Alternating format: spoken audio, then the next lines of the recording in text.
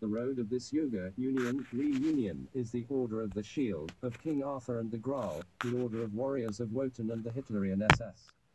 The science revealed by the purification of Aryan blood, to be able to concentrate it and rescue the memory and recall, thus to recover this lost power, this organ once possessed by the white race of the gods, come down from the stars through the window of Venus, morning star, through some black hole in the universe, by the black sun, fallen from the absent green thunderbolt, something more real than everything that does exist.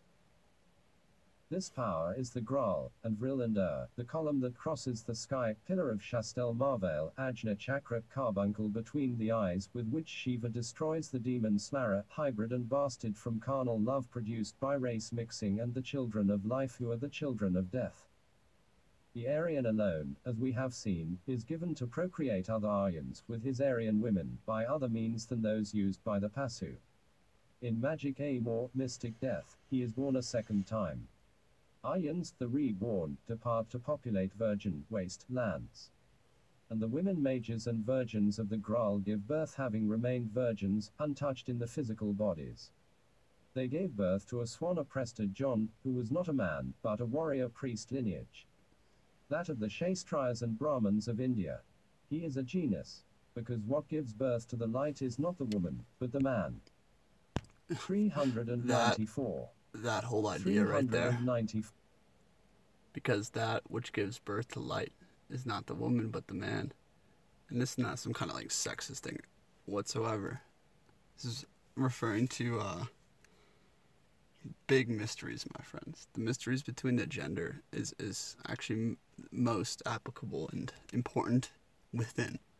And this is a straight reflection of the Zohar and what the Zohar talks about. So the yoga of the West, the unknown yoga of the Hitlerian SS, does not consist of practices of self-hypnosis to reach samadhi, ecstasy and the losses of the saints, fusion with a devouring God. On the contrary, they fight against absorption and cannibalization by the demiurge, by the One.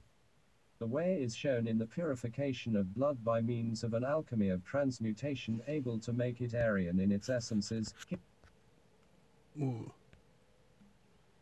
The purification of the blood and the blood memory seems to be so important, and I'm intrigued. I have to say, it does resonate hard. And I know, like your blood is your light. Your blood is your light. That's what carries the light. Clean your blood, and you clean everything else. That just makes intuitive sense to me. But there seems to be very many mysteries around it. The way is shown in the purification of blood by means of an alchemy of transmutation able to make it Aryan in its essences, hearing it until she awakens the voice.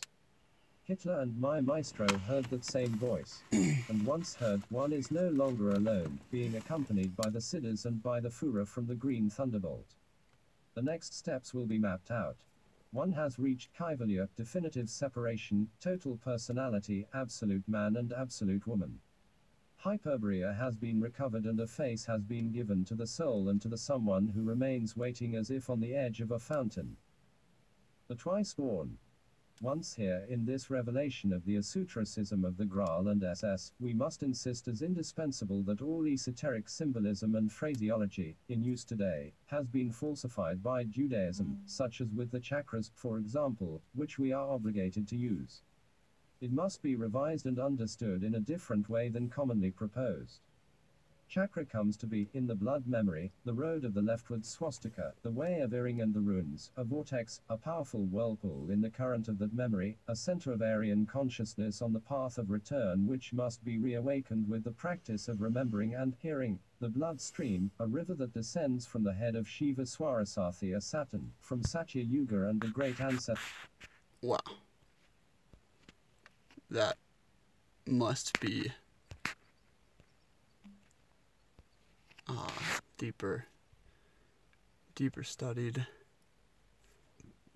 because this will probably reveal the mystery of the blood memory and purifying the blood, because it sounds like the blood it's referring to is perhaps more like the ethereal blood or energy we feel. Chakra comes to be, in the blood memory, the road of a leftward swastika, the way of Iring and the runes, a vortex, a powerful whirlpool in the current of that memory, a center of Aryan consciousness on the The twice-born mysteries, my friends. I've said this many, many, many times. This is the greatest mystery. I'm probably going to make a master video showing you and connecting the twice-born mysteries through so many ancient texts. It's stupid.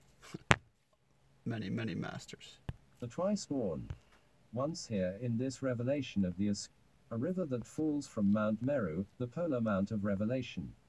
AKA the Nile River, AKA the stream of oils that descend down the spine from the sovereign point. A river that falls from Mount Meru, the polar mount of revelation. In the initiation given by my maestro, one of the most important practices is remembrance. We must proceed from chakra to chakra remembering. In my book, NOS Book of Resurrection, I have treated all this in... Okay, that's important. One of the most important processes is memory. You know what? I need to do more meditations. Dwelling in the memory of what once was. I definitely need to study and dwell within the mysteries of the blood memory and unlock that purification. We must proceed from chakra to chakra remembering. In my book, NOS Book of Resurrection, I have treated all this in relation to the memory of the chakras and the Orphic initiation of Amor, which means the initiation of esoteric Hitlerism and the Golden Band. That symbolically, we realize an astral journey, a pilgrimage through the way of Iring. And the blood memory is transferred back, becoming active, synchronistically active, towards the same origins, in the 395. Muladhara chakra, the earth chakra. The centers thus visited correspond to regions of the personal soul and planet, the mystical fatherland, so to speak. The Muladhara, in my book NOS, enables us to recall the Battle of Mahabharata, the first defeat, fall and partition of the gods. There we find a wedding, death and a resurrection. Then we go to the Swadhisthana chakra, the water chakra. In my history, or Orphic poem, this has been synchronistically assimilated to Easter Island and the immensely ancient initiation of the Manutara bird, given there. On that island where the white gods once landed. We halt here, among the terrible projections and consequences of this initiation or remembering, given to the hero, Vira, knight-errant, exiled pilgrim, to the initiated in the memory of blood. This corresponds to the second, from below upwards, going from the base of the psychic spinal column. And the second death occurs here, and the second birth, which is the second wedding, in the initiation of Amor. Okay, that clears up a lot. The second death and the second birth occur at the sacral chakra, which makes a lot of sense, because it's the first of three portals. Like main entry portals, I guess.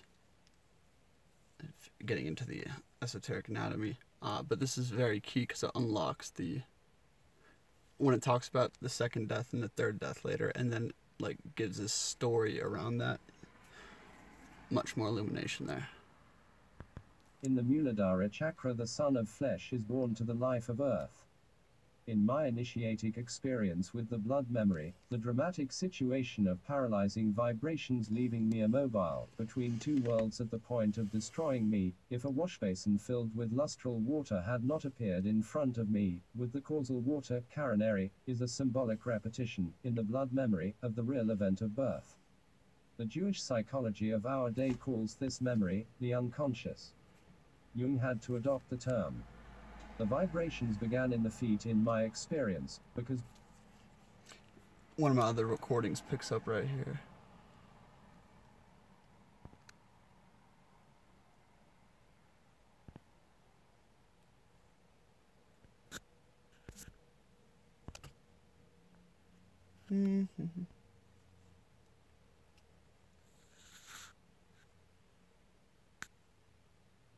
the huge megalithic monuments are sky stones like